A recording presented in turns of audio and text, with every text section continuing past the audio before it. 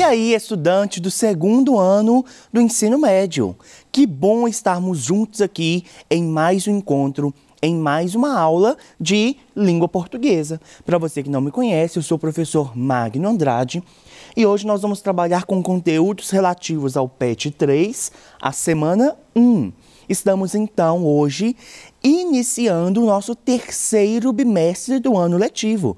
Já estamos na metade desse ano. Mais um ano atípico, mais um ano diferente em relação aos estudos que nós estamos tendo. Mas estamos vencendo, estamos quase chegando lá. Bom, na semana 1, se você pegar o seu PET aí, se você tem o PET impresso ou o PET de forma virtual, de forma digital, você vai ver que na semana 1, o tema, o tópico que nós vamos discutir é a modalização em textos. Portanto, na aula de hoje, nós iremos reconhecer estratégias de modalização e argumentatividade usadas em um texto e seus efeitos de sentido. Portanto, gente, na aula de hoje, nós temos dois tópicos essenciais aqui, que é a modalização e como que essa modalização ela é utilizada, ela é usada quando a gente vai pensar na argumentatividade presente em um texto, tá bom? Como eu disse, isso também está no PET de vocês, está na semana 1. Então, acompanhem comigo. Tudo isso que eu disser vai estar lá no PET. Pega seu PET aí e acompanhe junto comigo, tá bom? Vamos lá. Bom, primeiro a gente precisa de entender o que é modalização. O que é modalizar, tá? Vamos lá. Primeiro, saber que quando a gente pensa em modalizar no verbo, ele é um verbo transitivo direto. O que são os verbos transitivos diretos? Se eu penso em verbo transitivo, eu estou pensando naquele verbo que precisa de um complemento, que ele por si só não passa todo o efeito de sentido de uma frase. Por exemplo, um exemplo de verbo intransitivo para vocês entenderem. Choveu. Se eu disser choveu, todo mundo vai entender o que eu quis dizer. Porque este verbo, neste contexto, ele não precisa de um complemento. Por exemplo, também morreu. Fulano morreu. Pronto. Já disse tudo que eu precisava de dizer em relação neste contexto. Isso são verbos intransitivos. Um verbo transitivo é aquele verbo que precisa de um complemento. Se eu disser, por exemplo, gostou, primeira coisa que vocês vão me perguntar, gostou de quê? Quem gostou de quê? Como assim, professor? Você está doido? Solta uma palavra assim. Portanto, o verbo gostar é um verbo transitivo, porque ele precisa de um complemento. Da mesma forma, é o verbo modalizar. Ele também precisa de um complemento, por isso que ele é transitivo. E, além disso, ele é transitivo direto, ou seja, embora ele precise de um complemento, ele não precisa de uma preposição para se ligar ao seu complemento, tá? Como que a gente pode entender isso melhor? Se eu tenho, por exemplo, gostou, como eu disse para vocês, é um verbo transitivo. O verbo gostar, ele exige essa preposição aqui. Então, a gente gosta de alguma coisa, ou a gente gosta de alguém, não é? Sempre, perceba aí, sempre que você utilizar o verbo gostar, o de vai vir acompanhado. Agora, se, por exemplo, eu for utilizar o verbo amou, né? Do verbo amar. Eu não amo de alguém, eu amo alguém, eu amo alguma coisa. Portanto, não há necessidade aqui do uso da preposição. É isso que diferencia um verbo transitivo direto de um verbo transitivo indireto. O verbo transitivo direto, ele liga o verbo ao seu complemento. Amou alguém. Diretamente, olha, a ligação é direta. Agora, eu gostou de alguém, ele é um verbo transitivo indireto, porque ele não vai do verbo ao complemento de forma direta. Ele precisa de uma preposição. Tudo bem, gente? Portanto, o verbo modalizar é um verbo transitivo direto. Impor modalidades a. Modalizar o ensino é um exemplo. Variar, dar outra feição a. O pastor modalizou a liturgia. Etimologia, quando a gente pensa em etimologia, a etimologia é o estudo da história das palavras. Toda palavra tem uma história. As palavras não surgiram do nada. Pronto, surgiu a palavra. Não é assim que funciona. As palavras têm uma história para poder chegar do modo que ela é hoje. E quando a gente pensa na etimologia, na origem da palavra modalizar, a gente vê então a presença de modal mais o izar. Beleza? Modal, então, gente, é de modo. Modalizar, portanto, é um modo, é a forma como eu coloco algo, é a forma como eu apresento algo dentro do meu texto, tá? E quando eu falo texto, pode ser um texto escrito, pode ser um texto falado, pode ser uma conversa, beleza? Vamos continuar, então. Eu trouxe aqui, olha, um meme da Nazaré Amarga. Fala assim: infelizmente, não foi hoje que acordei milionária em Paris, com meu mordomo me servindo bolo de cenoura. Mas vida que segue. Infelizmente, né, gente, não foi hoje que a gente acordou em Paris, em frente à Torre Eiffel, com alguém nos servindo no café da manhã. Mas nós não vamos morrer por isso, a gente vai continuar a vida, não é? E aí, neste meme, tem um modalizador. Tem aqui presente muito claramente uma palavra que funciona como modalizador. Não vou te contar agora. Vou te mostrar primeiro o conteúdo e aí volto no meme para poder te mostrar onde que está o modalizador, tá? Mas dê uma olhada nele aí e imagine, veja aí nas palavras que formam todo este texto, se você consegue imaginar, se você consegue perceber algum que funciona como modalizador desse texto, tá bom? Vamos lá. A modalização diz respeito à expressão das intenções e pontos de vista do enunciador. É por intermédio da modalização que o enunciador inscreve no enunciado seus julgamentos e opiniões sobre o conteúdo do que diz ou escreve, fornecendo ao interlocutor pistas ou instruções de reconhecimento do efeito de sentido que pretende produzir. Professor, olha, eu li aí também junto com você, ouvi sua leitura e muito bom, não entendi nada. Calma, gente, vou te explicar. A modalização, então, ela diz respeito à intenção ou ponto de vista do enunciador. Enunciador aqui nesse contexto é quem fala, tá bom? Quem fala ou escreve. Portanto, quando a gente pensa em modalizadores, nós estamos pensando em palavras, em expressões que são utilizadas de modo a colocar dentro daquele texto as intenções ou ponto de vista da pessoa que fala ou da pessoa que escreve aquele texto, tá? É por intermédio da modalização que o enunciador inscreve no enunciado, ou seja, no texto, seus julgamentos e opiniões sobre o conteúdo do que diz ou escreve, fornecendo ao interlocutor, ou seja, a pessoa que recebe o texto, pistas ou instruções de reconhecimento do efeito de sentido que pretende produzir. Quando a gente pensa, então, em modalização de textos, nós estamos falando que um texto, ele precisa de trazer, quando a gente pensa na argumentatividade, a opinião, o ponto de vista do autor, do enunciador, da pessoa que escreve ou que diz aquele texto, tá? E isso vai ser feito por meio de algumas palavras.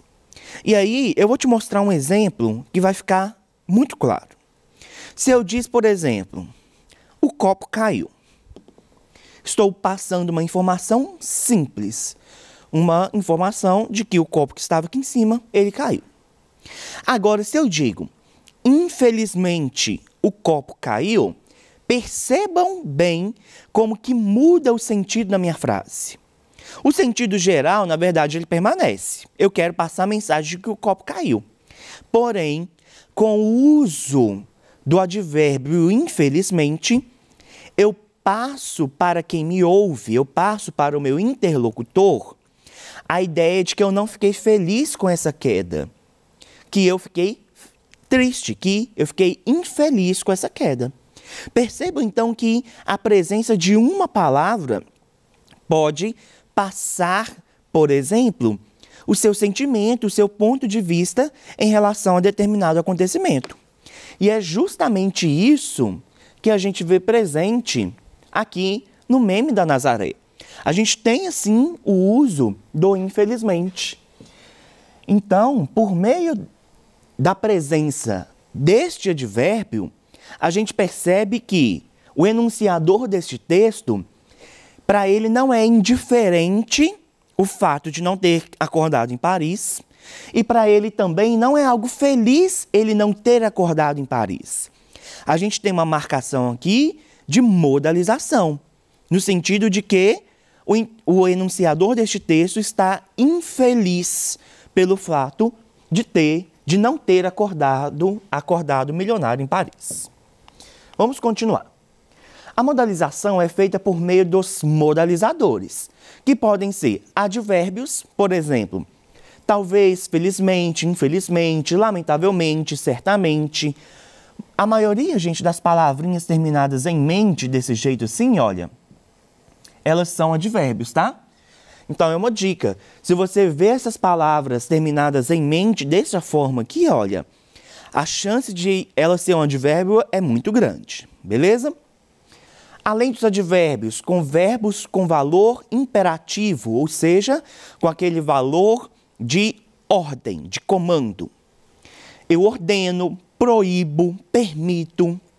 Os verbos auxiliares, poder, dever, ter que ou ter de, haver de, precisar de, e expressões como é certo, é preciso, é necessário, eu creio, eu sei, eu duvido, eu acho.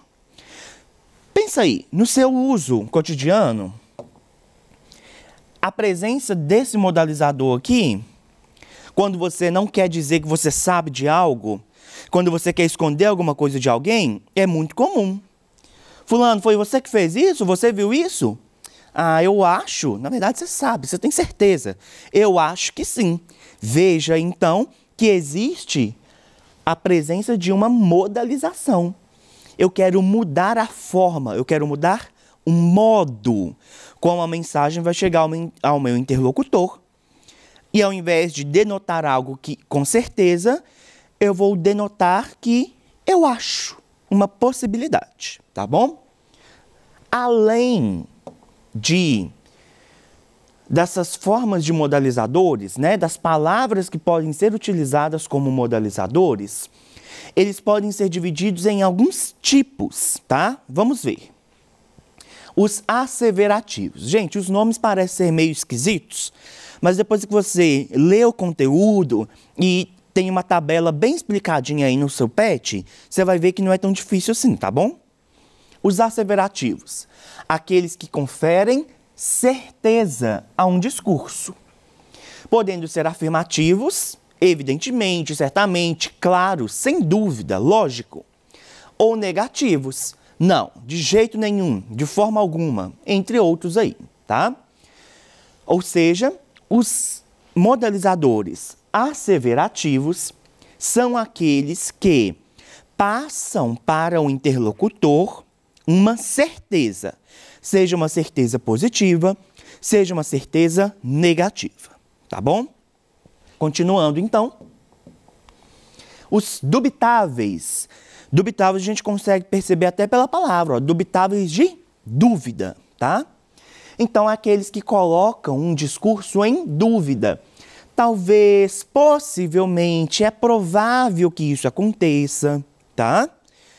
Então, isso daí é aqueles que denotam uma dúvida no discurso, são os dubitáveis. Além dos asseverativos e dos dubitáveis, nós temos os delimitadores, como a própria palavra diz, é aquele que vai delimitar alguma coisa. Então, são aqueles que estabelecem uma restrição, um limite ao entendimento do alcance de conceitos ou do discurso. Olha, quase, tipo de, espécie de, linguisticamente, matematicamente, geograficamente. Quando eu utilizo essas áreas do conhecimento aqui, utilizando-as como advérbio, eu estou dizendo que isso que eu estou falando no ramo da linguística, ou seja, linguisticamente dizendo, estou delimitando. Assim, olha, eu não estou dizendo dessa caneta no sentido amplo, eu estou dizendo dessa caneta no sentido geográfico. Olha como que eu delimito o dizer de algo, tá bom? Continuando. Os deontológicos é aqueles que indicam obrigatoriedade ou proibição ou permissão. Necessariamente, obrigatoriamente, não deve fazer ou deve apresentar. Então, os deontológicos são aqueles que passam a ideia de obrigação ou de uma proibição, tá? E os afetivos, que apresentam as emoções do enunciador diante do conteúdo do discurso, bem como posicionamentos de princípio ou predileções. Por exemplo, infelizmente, curiosamente, espantosamente, sinceramente, francamente, lamentavelmente, todos esses são os afetivos, beleza?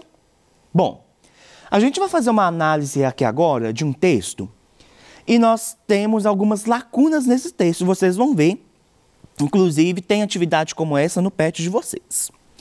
E aí vocês precisam de dizer se o sentido pretendido pelo autor naquele trecho é de A, asseverativos, D, dubitáveis, del, delimitadores, deo, deontológicos, ou afe, que é afetivos.